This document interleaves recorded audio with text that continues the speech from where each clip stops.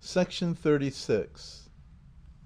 One may hear how gold is metaphorically called fulla's snood in this verse which Eyvindr's Skald Despoiler wrought.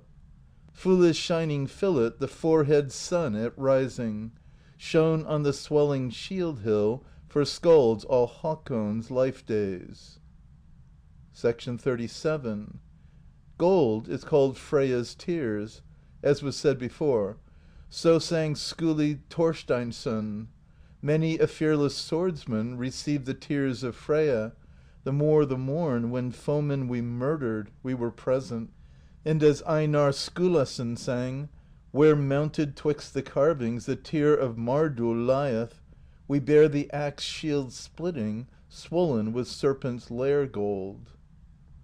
And here Einar has further paraphrased Freyja so as to call her mother of Hnoss, or wife of Odr, as standeth below. The shield, tempest strong roof ice, with tear gold is unminished. Eye-rain of Odr's bedmate, his age the king so useth. And again thus: Horn's child, the glorious adornment I own, gold wound, a jewel most fair. To the shield's rim fast is the golden sea-flame. On the gem, Freyr's niece, the tear-drift of the forehead of her mother she bears. The raven-feeder gave me Frodi's seed-gold's fostering. It is also recorded here that one may paraphrase Freyja by calling her sister of Freyr. And thus also: a defence of songs full goodly he freely gave me, neighbour of sea-scales. I praise gladly Njordr's daughter's golden gem-child. Here she is called daughter of Njordr, and again thus: the awesome stately urger of Odin, he who raises the struggle stern, gave to me the courage stalwart daughter of the Vana bride, my fair axe. The valorous sword mote's ruler led Gefin's girl to the skald's bed, set with the sea flame's gold work. Here she is called Gefin, and bride of the Vanir. It is proper to join tears with all the names of Freyja, and to call gold by such terms, and in diverse ways these paraphrases have been varied, so that gold is called hail, or rain, or snowstorm, or drops, or showers, or waterfalls of Freyja's eyes, or cheeks, or brows, or eyelids. 38. In this place one may hear that gold is called word or voice of giants, as we have said before. Thus sang Bragi the Skald: Then had I the third friend fairly praised, the poorest in the voice of the botched knob's Ali, but best of all to me. He called a rock Botched Knob, and a giant Ali of Rock, and gold Voice of the Giant. 39. For what reason is gold called Otter's Wergild? It is related that when certain of the ^sir, Odin and Loki and Hymir, went forth to explore the earth, they came to a certain river and proceeded along the river to a waterfall. And beside the fall was an otter, which had taken a salmon from the fall, and was eating, blinking his eyes the while. Then Loki took up a stone and cast it at the otter, and struck its head. And Loki boasted in his catch that he had got otter and salmon with one blow. Then they took up the salmon and the otter, and bore them along with them, and coming to the buildings of a certain farm, they went in. Now the husbandman who dwelt there was named Hreidmar. He was a man of much substance, and very skilled in black magic. The ^sir asked him for a night's lodging, saying that they had sufficient food with them, and showed him their catch. But when Hreidmar saw the otter, straightway he called to him his sons, Fafnir and Reginn, and told them that the otter their brother was slain, and who had done that deed. Now father and sons went up to the ^sir, seized them, bound them, and told them about the otter, how he was Hreidmar's son. The ^sir offered a ransom for their lives, as much wealth as Hreidmar himself desired to appoint, and a covenant was made between them on those terms, and confirmed with oaths. Then the otter was flayed, and Hreidmar, taking the otter skin, bade them fill the skin with red gold, and also cover it altogether, and that should be the condition of the covenant between them. Thereupon Odin sent Loki into the land of the Black Elves, and he came to the dwarf who was called Andvari, who was as a fish in the water. Loki caught him in his hands and required of him in ransom of his life all the gold that he had in his rock. And when they came within the rock, the dwarf brought forth all the gold he had, and it was very much wealth. Then the dwarf quickly swept under his hand one little gold ring, but Loki saw it, and commanded him to give over the ring. The dwarf prayed him not to take the ring from him, saying that from this ring he could multiply wealth for himself if he might keep it. Loki answered that he should not have one penny left, and took the ring from him and went out. But the dwarf declared that that ring should be the ruin of every one who should come into possession of it. Loki replied that this seemed well enough to him, and that this condition should hold good, provided that he himself brought it to the ears of them that should receive the ring and the curse. He went his way, and came to Hreidmarr's dwelling, and showed the gold to Odin. But when Odin saw the ring, it seemed fair to him, and he took it away from the treasure, and paid the gold to Hreidmarr. Then Hreidmarr filled the otter skin as much as he could, and set it up when it was full. Next Odin went up, having the skin to cover with gold, and he bade Hreidmarr look whether the skin were yet altogether hidden. But Hreidmarr looked at it searchingly, and saw one of the hairs of the snout, and commanded that this be covered, else their covenant should be at an end. Then Odin drew out the ring, and covered the hair, saying that they were now delivered from their debt for the slaying of the otter. But when Odin had taken his spear, and Loki his shoes, and they had no longer any need to be afraid, then Loki declared that the curse which Andvari had uttered should be fulfilled, that this ring and this gold should be the destruction of him who received it, and that was fulfilled afterward. Now it has been told wherefore gold is called Otter's Wergild, or forced payment of the Aesir, or metal of strife. 40. What more is to be said of the gold? Hreidmarr took the gold for his son's Wergild, but Fafnir and Reginn claimed some part of their brother's blood money for themselves. Hreidmarr would not grant them one penny of the gold. This was the wicked purpose of those brethren. They slew their father for the gold. Then Reginn demanded that Fafnir share the gold with him, half for half. Fafnir answered that there was little chance of his sharing it with his brother, seeing that he had slain his father for its sake, and he bade Reginn go hence, else he should fare even as Hreidmarr. Fafnir had taken the helmet which Hreidmarr had possessed, and set it upon his head. This helmet was called the Helm of Terror, of which all living creatures that see it are afraid, and the sword called Hrati. Reginn had that sword which was named Refill. So he fled away, and Fafnir went up to Gnita Heath, and made himself a lair, and turned himself into a serpent, and laid him down upon the gold. Then Reginn went to King Hjalprekr at Tjod, and there he became his smith. And he took into his fostering Sigurdur, son of Sigmundr, Volsungr's son, and of Hjordis, daughter of Eylimi. Sigurdur was most illustrious of all host kings, in race, in prowess, and in mind. Reginn declared to him where Fafnir lay on the gold, and incited him to seek the gold. Then Reginn fashioned the sword Gramr, which was so sharp that Sigurdur, bringing it down into running water, cut asunder a flock of wool which drifted downstream onto the sword's edge. Next Sigurdur clove Reginn's anvil down to the stock with the sword. After that they went, Sigurdur and Reginn, to Gnita Heath, and there Sigurdur dug a pit in Fafnir's way, and laid himself in ambush therein. And when Fafnir glided toward the water and came above the pit, Sigurdur straightway thrust his sword through him, and that was his end. Then Reginn came forward, saying that Sigurdur had slain his brother, and demanded as a condition of reconciliation that he take Fafnir's heart and roast it with fire. And Reginn laid him down and drank the blood of Fafnir, and settled himself to sleep. But when Sigurdur was roasting the heart, and thought that it must be quite roasted. He touched it with his finger to see how hard it was, and then the juice ran out from the heart on to his finger, so that he was burned and put his finger to his mouth.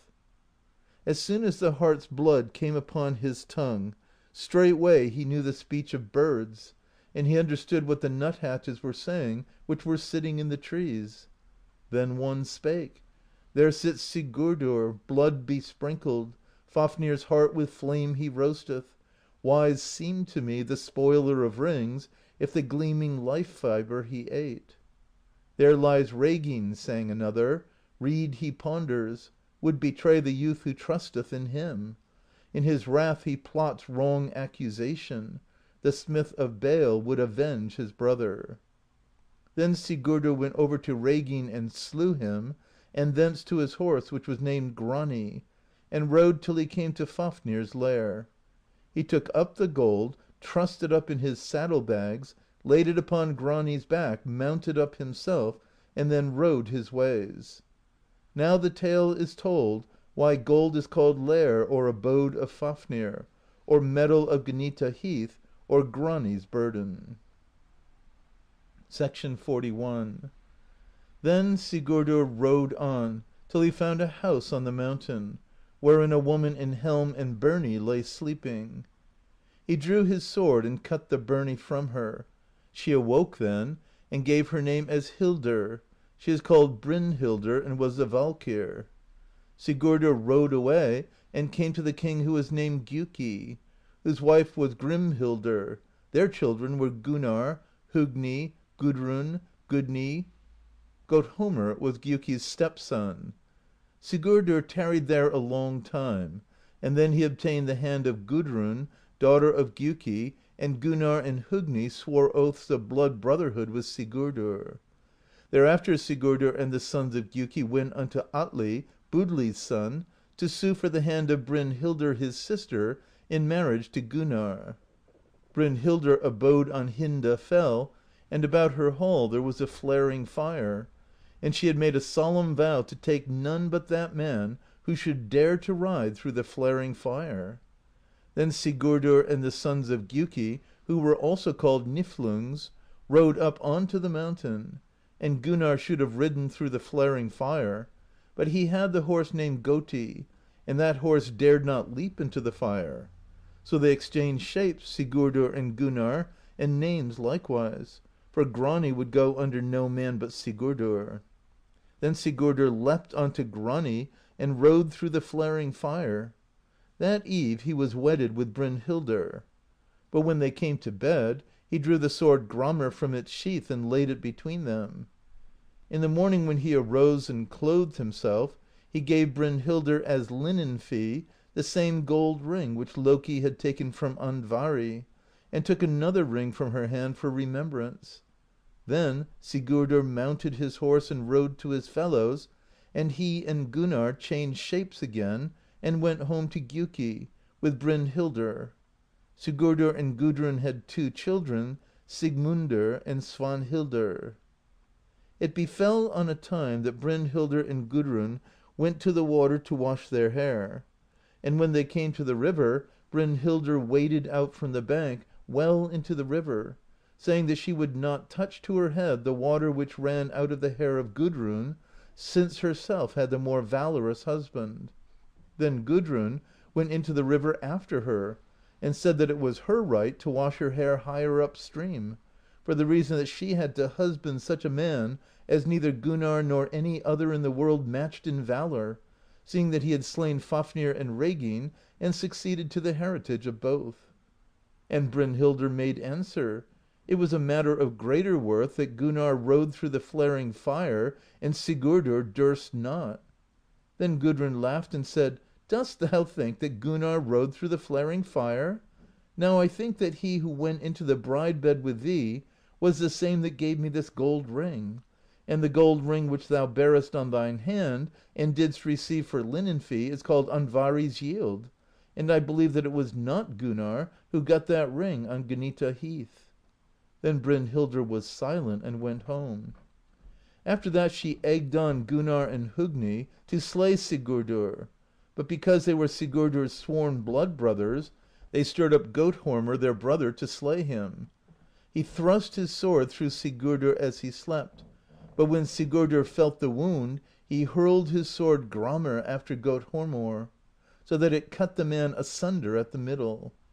There fell Sigurdr and Sigmundr, his son of 3 winters, whom they slew. Then Brynhildr stabbed herself with a sword, and she was burned with Sigurdr. But Gunnarr and Hogni took Fafnir's heritage and Andvari's yield, and ruled the lands thereafter. King Atli, Budli's son and brother of Brynhildr, then wedded Gudrun, whom Sigurdr had had to wife, and they had children. King Atli invited to him Gunnarr and Hogni, and they came at his invitation. Yet before they departed from their land, they hid the gold, Fafnir's heritage, in the Rhine, and that gold has never since been found. Now King Atli had a host in readiness, and fought with Gunnarr and Hogni, and they were made captive. King Atli bade the heart be cut out of Hogni alive, and that was his end. Gunnarr he caused to be cast into a den of serpents. But a harp was brought secretly to Gunnarr, and he struck it with his toes, his hands being bound. He played the harp so that all the serpents fell asleep, saving only one adder, which glided over to him and gnawed into the cartilage of his breastbone so far that her head sank within the wound, and she clove to his liver till he died. Gunnarr and Hogni were called Niflungs and Gjukungs, for which reason gold is called treasure or heritage of the Niflungs. A little while after, Gudrun slew her 2 sons, and caused flagons to be made of their skulls, set with gold and silver. Then the funeral feast was held for the Niflungs, and at this feast Gudrun had mead poured into the flagons for King Atli, and the mead was mixed with the blood of the boys. Moreover, she caused their hearts to be roasted and set before the king, that he might eat of them. And when he had eaten, then she herself told him what she had done, with many scathing words. There was no lack of strong drink there, so that most of the company had fallen asleep where they sat. That night she went to the king while he slept, and Hogni's son with her. They smote the king, and that was the death of him. Then they set fire to the hall, and burned the folk that were within.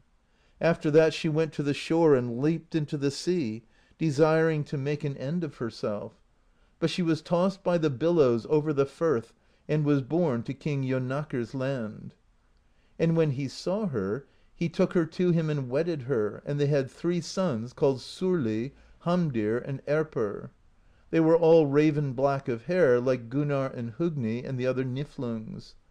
There Svanhildr, daughter of the youth Sigurdr, was reared, and of all women she was fairest.